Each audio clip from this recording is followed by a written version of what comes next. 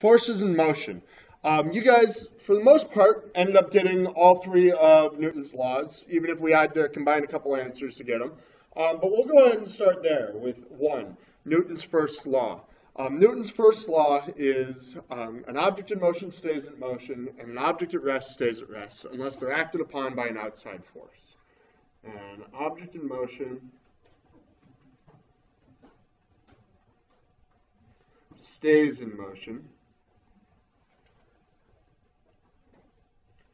and an object at rest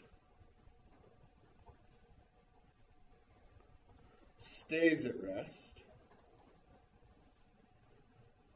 unless acted upon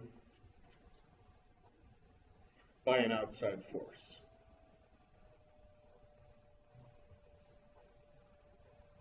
All right. Anybody know when Newton lived? 1600s? Yeah, 1600s in there. He was actually just after Galileo. Some legends indicate that the day Galileo died was the day Newton was born. I believe it was the same year, but not quite so close as the same day. So Newton came around in the late 1600s writing laws of motion. And this seems like a pretty reasonable thing, something that shouldn't have taken us 1600 years to figure out. Well, when we talk about it in terms of what was the concept that we were operating under, it starts to become a little bit more apparent as to why this was so revolutionary. In the 1600s, who was in charge of education? Catholic Church. Okay. Anyone know where they got a lot of their doctrine for teaching science? There was a source other than the Bible. They had another source that they tied within the Bible a lot. You're getting closer. Do you have a suggestion as to who? Aristotle. A lot of the church's scientific teachings came from Aristotle, which is a great place to get them, because the Greeks were really the fathers of science. They were the ones who started actually trying to tie in observation with reasonings. They tried to put cause and effect to things rather than just saying, oh, a god caused it. They started to give out reasons. And Aristotle's understanding of how the world worked in terms of this, Aristotle, well, one of his laws of motion was that it is the natural tendency of objects to come to rest on the surface of Earth. It is the natural state of objects to come to rest on the surface of Earth.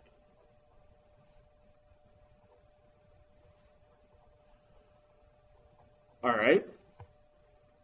Can anybody come up with an example that someone living in a few hundred BC would be able to have that could oppose that? Anybody have an example that would disprove Aristotle that he could have seen, and I think it was like 200 BC? I believe they come to rest on the surface of Earth after a time.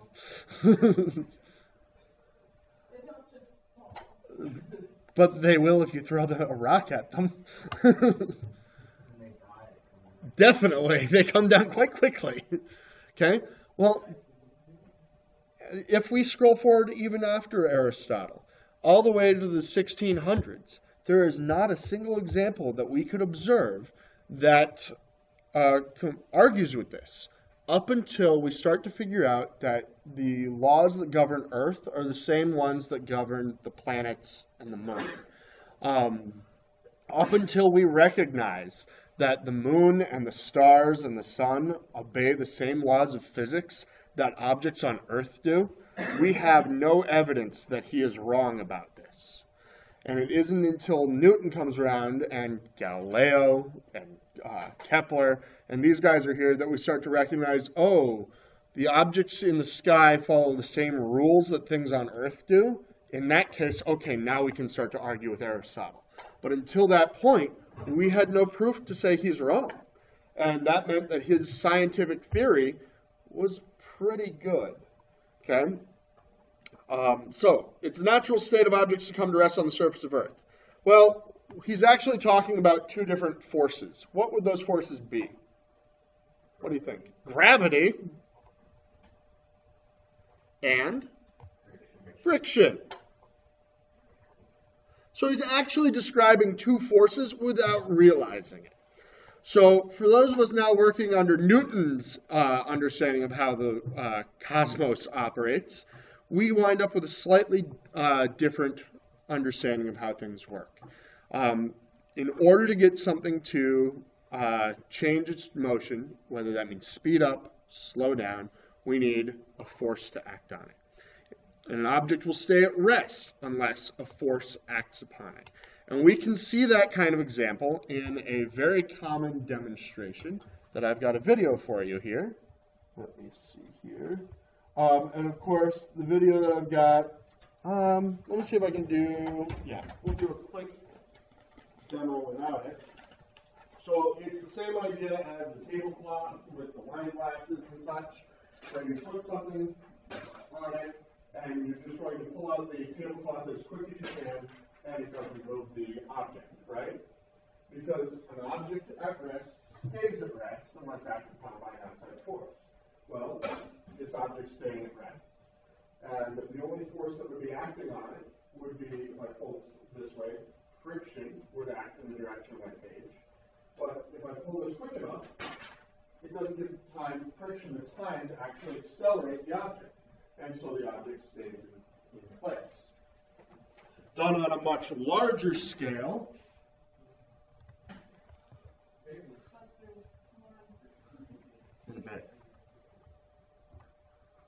Done on a much larger scale, we see this.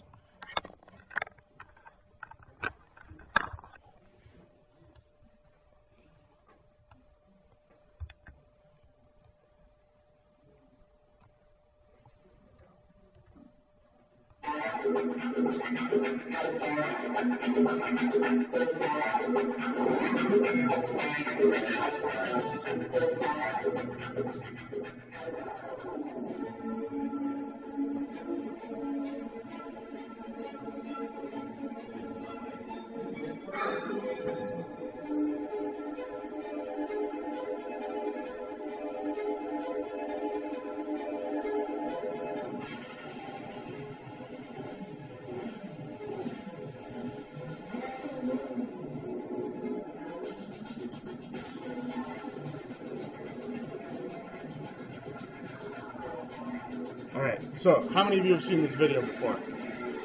1, 2 people, 3 people? Okay.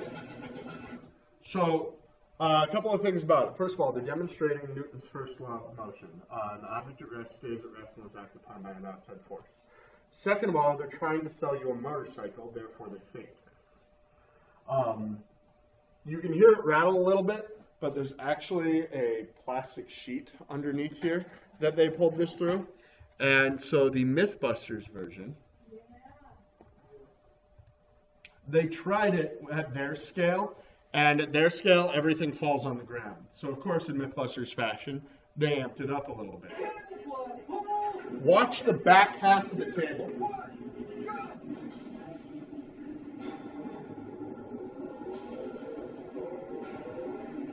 Miles an hour.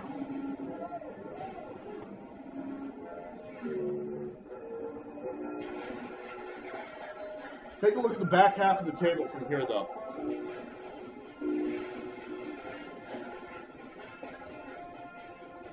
It's certainly as good as it gets. It's not bad. Not bad at all. Everything's slid, especially on the front half. We lost a few place settings. Most everything is still standing, but honestly, you know what I'm thinking? What?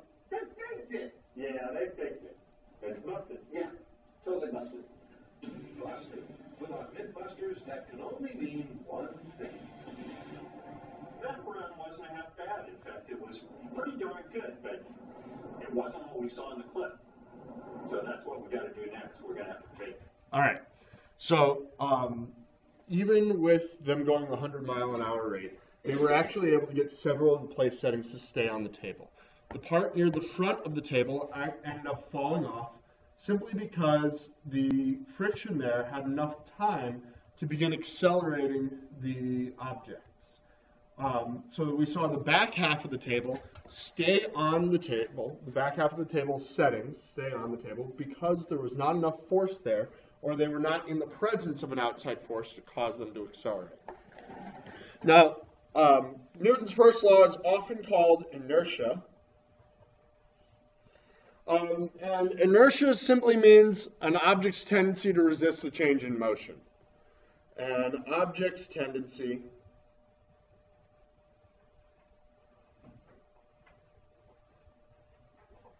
to resist a change in motion.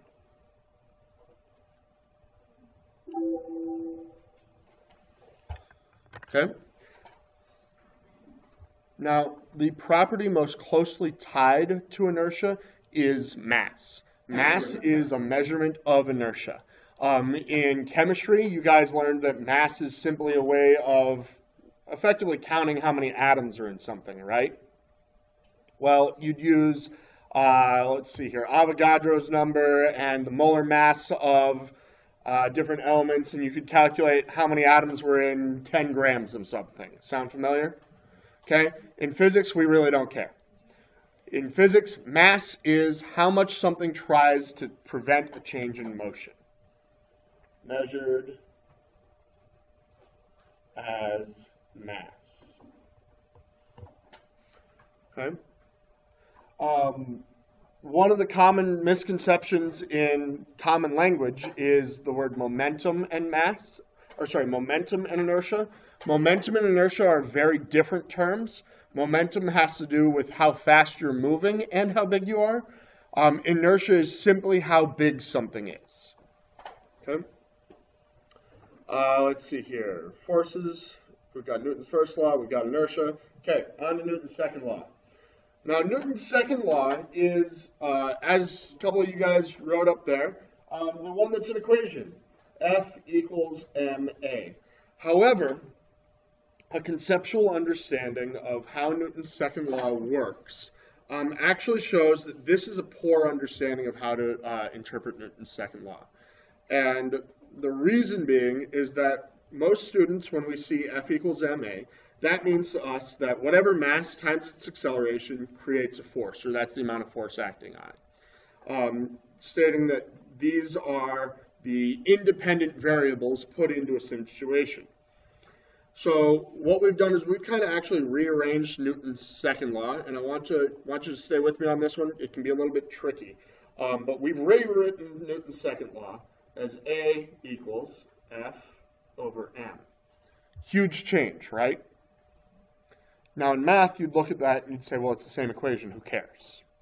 However, in physics, that represents a significant change because the change that we're seeing is that the total force acting on something and the mass of the object determine its acceleration. So in this case, these would be our independent variables.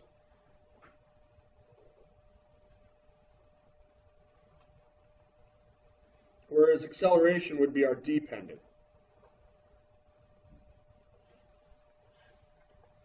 Okay? So in order to change acceleration, you have to change the amount of force acting on something. You don't change an acceleration to determine or to change the amount of force.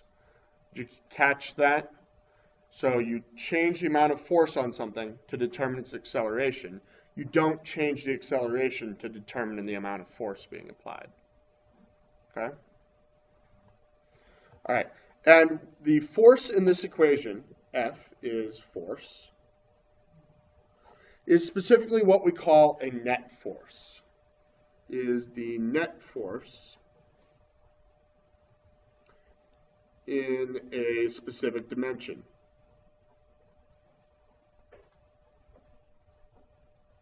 Oh, what's a net force? A net force is the sum of all forces in a specific direction. So, actually, I'll just grab another piece of paper. Yeah, I can write on that. So if we've got force net is the sum of all forces in some direction, which is the same as saying force 1 plus force 2 plus force 3, etc. How many of you are familiar with the summation notation? Oh, good. That makes my life easier. Okay? So, for example, we had something in which we had an object of mass m, and we were to draw out the forces that were acting on it. Let's say that we have some cart. Now it's a cart, and it's being pulled by some kind of beast of burden. Maybe it's a goat. That kind of looks like a goat. I didn't mean to be a goat, but we'll go with it. It's making it really difficult. It's on a hill. It's on a hill. All right. So in this case, what we could do is we could analyze the situation for the different forces acting on it.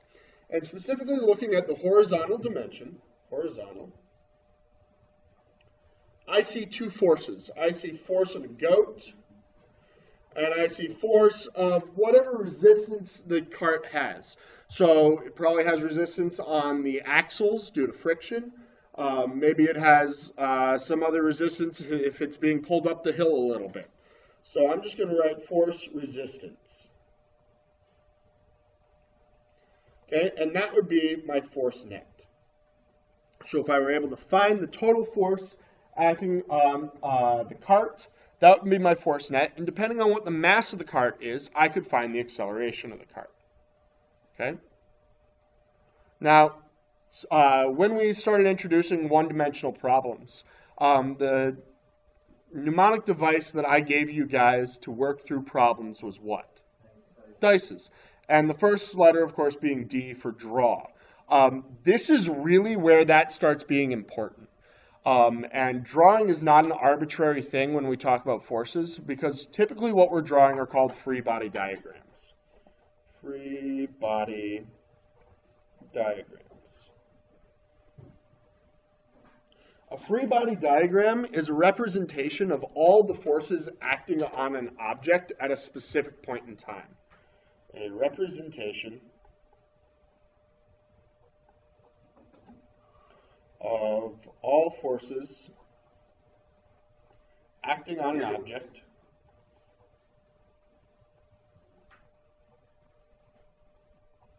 at a specific point in time.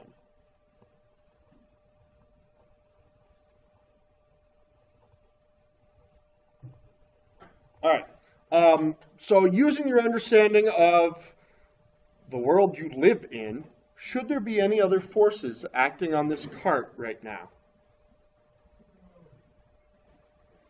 Say again? Gravity, absolutely. That cart's not floating off into nowhere. So I'm going to label this as force gravity, force goat, and I'm going to say force resistance right now. All right. Questions about what a free body diagram is, what force net equations are, or what a force net equation is. Okay, that brings us to Newton's third law. For every action, there's an equal and opposite reaction. That's the law we know, right? Okay. Rubber band ball, action. What was the equal and opposite reaction? Okay, the ground pushing back, the bounce. Thanks. So think about the action as me throwing it. What about the ball bouncing is equal or opposite to me throwing the ball?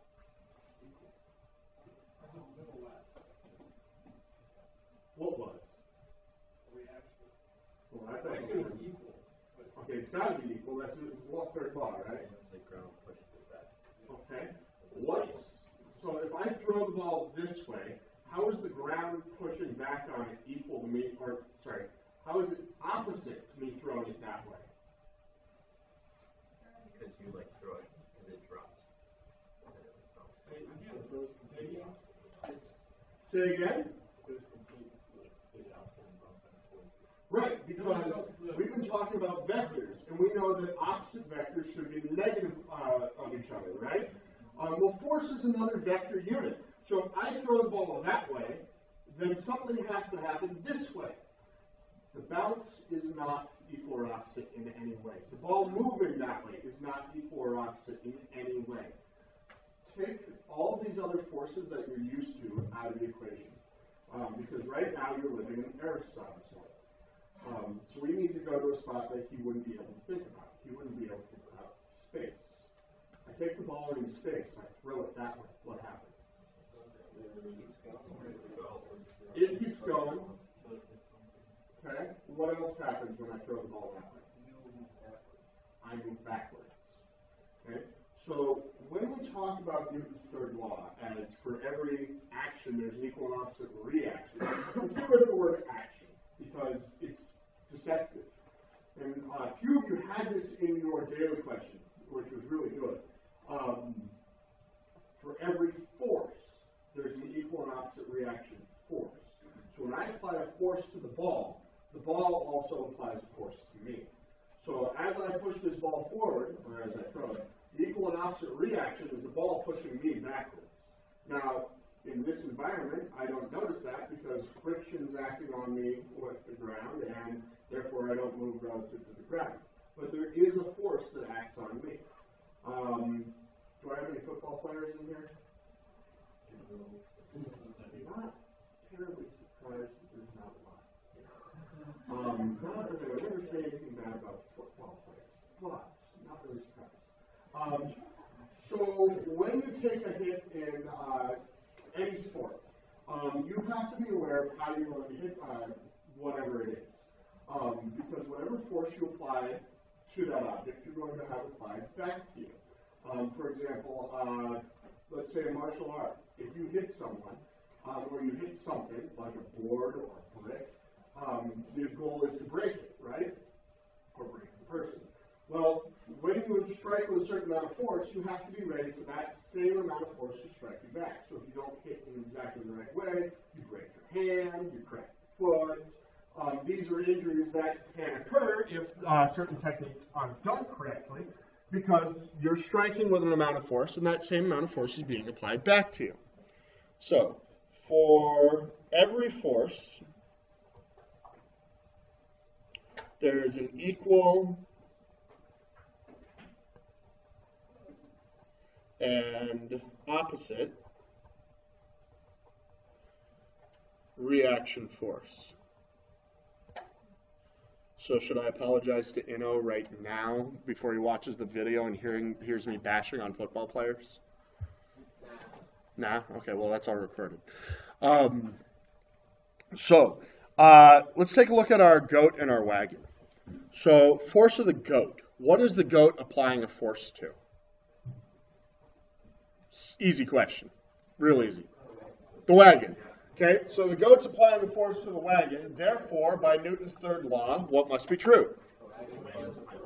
The wagon is applying a force to the goat. So I'm going to write that, force wagon. Okay, there's our third law pair. Force resistance. So this could be the axle on its bearings. This could be friction acting on if the wheels are locked up, friction on the wheels, whichever it could be. In that case, we would see the force not only applying from the axle to the bearings, but from the bearings to the axle. And we would also see gravity pulling this down. So if gravity is pulling this down, what also must be true? Okay. So there are two things here. One, that means that the wagon is pulling up on the earth. Okay? So when we get to gravity in February, I think we talked gravity in full in February, we'll talk a little bit more about how all objects pull on each other through gravity. But for right now, understand that for the action-reaction pair here, if Earth is pulling on the wagon must be pulling on Earth. Okay? However, this does leave us with a bit of an issue here, in that based on my free body diagram, my wagon should be going which way?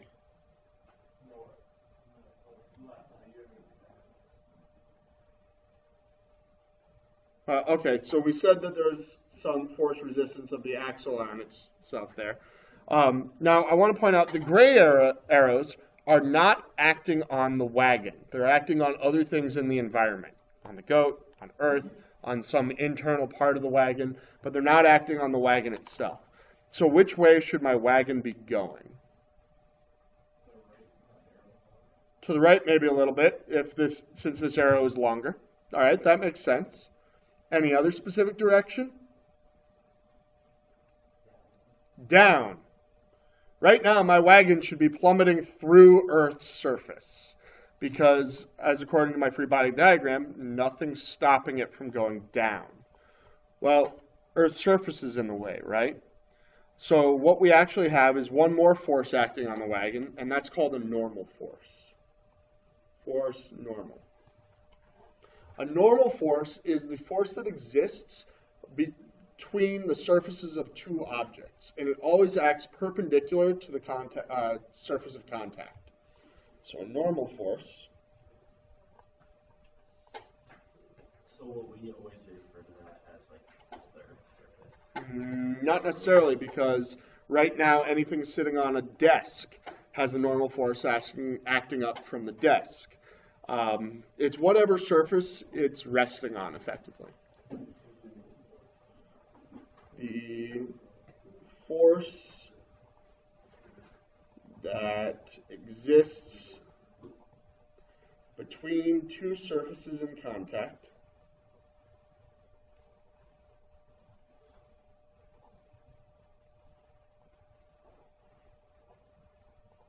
and is perpendicular to those surfaces. Perpendicular to those surfaces. Right? Building on what Admir asked, well, we always refer to that as the force of the Earth. I said no because it's always whatever it's resting on. I want to clarify that just a little bit more because it doesn't have to be a vertical force. I lean against the wall here. I am applying a force to the wall. Well, the wall is applying a normal force back against me. Because I am currently not passing through the wall, fortunately, the wall's force is perpendicular to the plane between the wall and my hand and is acting opposite the direction of my applied force. So the normal force that exists between these two surfaces and is perpendicular to these surfaces must be a normal force. So the wall applies a normal force back against my hand. Okay? What do you mean? Because in that scenario, the contact surface was here, so it would be perpendicular to this plane. So my options are either up or down, right? So if I'm asking which way does the wagon feel this normal force, well, the wagon feels it pushing up because the Earth is not the Earth is pulling it down. To point the arrow down would be more talking about gravity. No, I mean like putting it up from the bottom. Say from the ground. That's what I heard. Oh, you're asking why didn't I draw it here? Like here?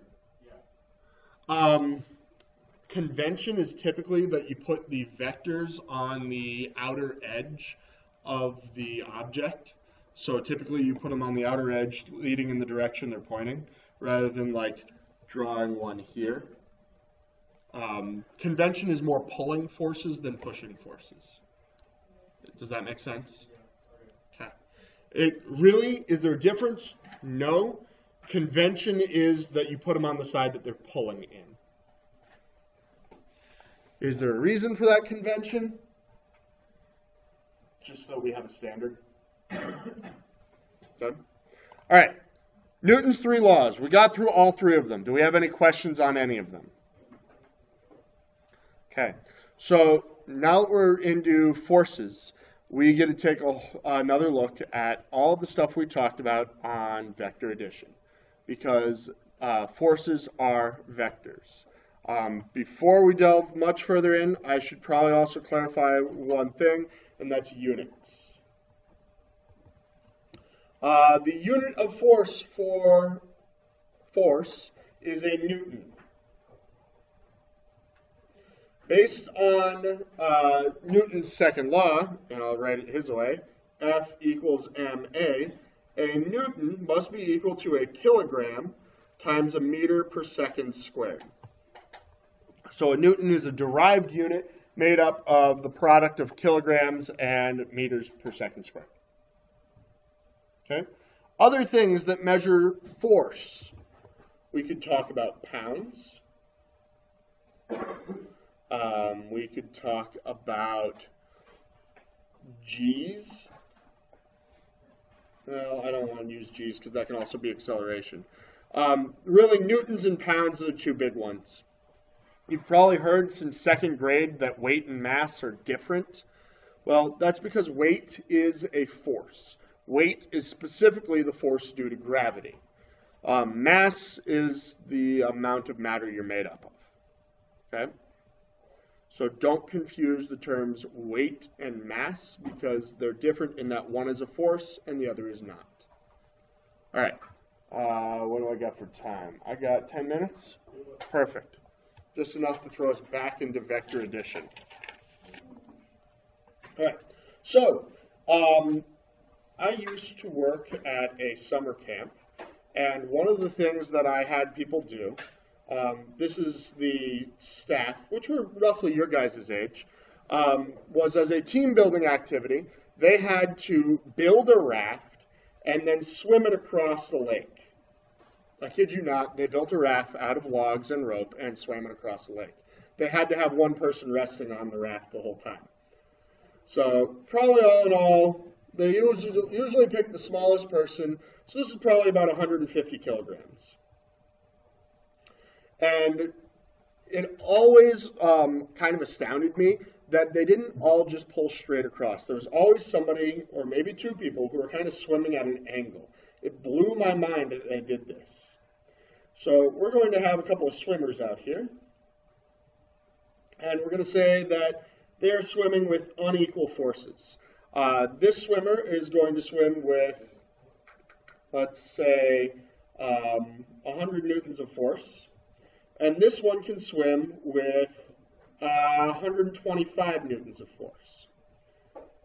And they're swimming at an angle. Let's put this one at 15 degrees and this one at 20 degrees. Okay?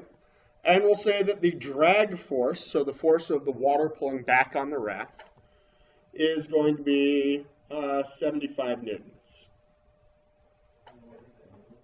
20 degrees on the... Oops, let's move that out of here.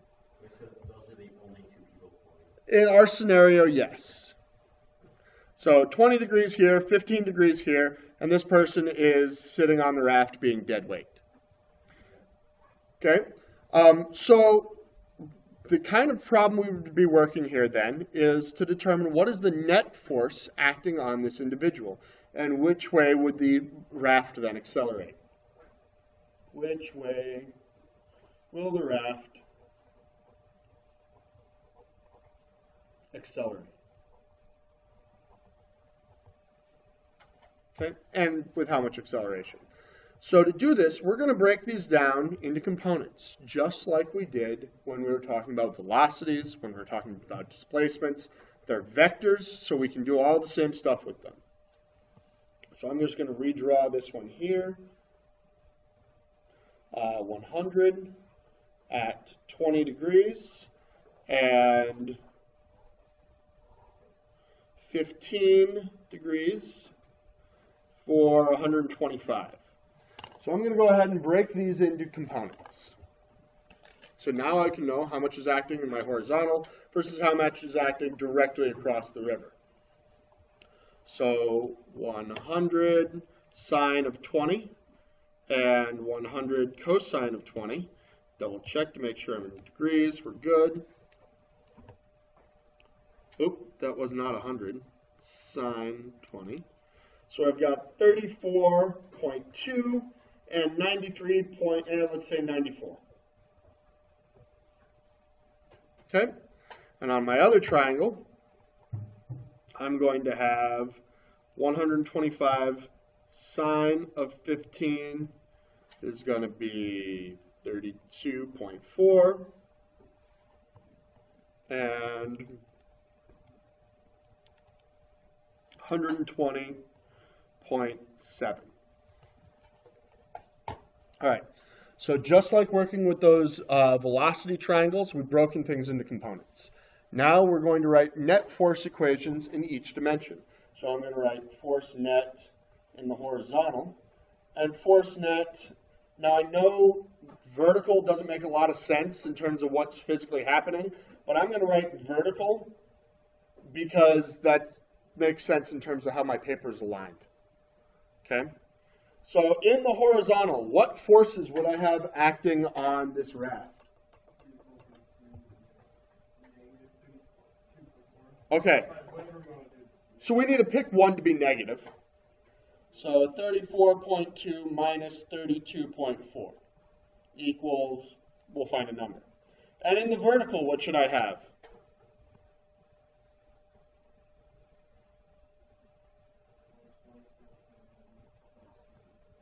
I had 127.7 plus 94 minus 75. Good, we didn't forget the resistance force acting up here. Okay, and that would yield our total force in the vertical here. Okay, so some quick math. Plus 94 minus 75. This is going to be 139.7. And what is that, 1.8? Okay, so our new triangle is going to look something like this. So this is going to be 1.8, this is going to be 139.7, and they're going to be drifting ever so slightly to the side here. And I can find the net force, the total force here, acting on this, simply using Pythagorean's theorem, and get 139.8.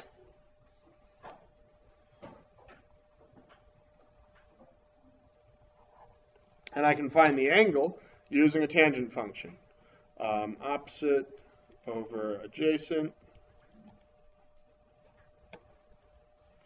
0.73 degrees. Okay, that was pretty well done. 0.73 degrees left.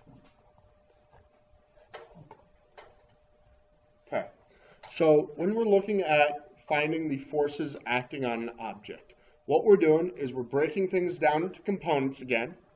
We're finding net force equations in the vertical and the horizontal, and we're showing what they look like when we recombine them. Okay? Questions on this specific example? Yeah. These guys or this one? This one? First two? I made them up. I made them up out of the problem.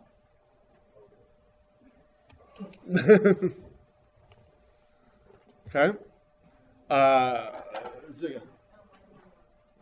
Why is it going left? So I had 34.2 and 32.4, right? So I had a slightly greater force to the left, meaning that my 1.8, when I found this, since it's positive, just like my 34.2, it's going left. So when I reformed my triangle, it was to the left of straight across. Good? Nathan? So for like, when we do that diagram, if you go in the lighting, we have like all the forces including like gravity. Will we ever have to like deal with gravity in a question like this? Oh yeah, absolutely. It's probably going to be the most common force you use in a question like this.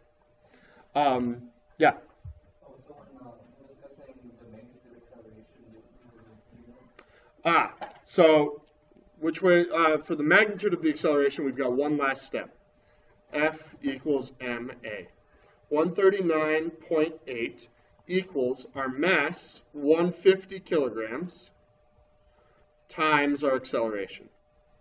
We divide and we find our acceleration, So 139.8 divided by 150, and we get an acceleration of 0.93 meters per second squared.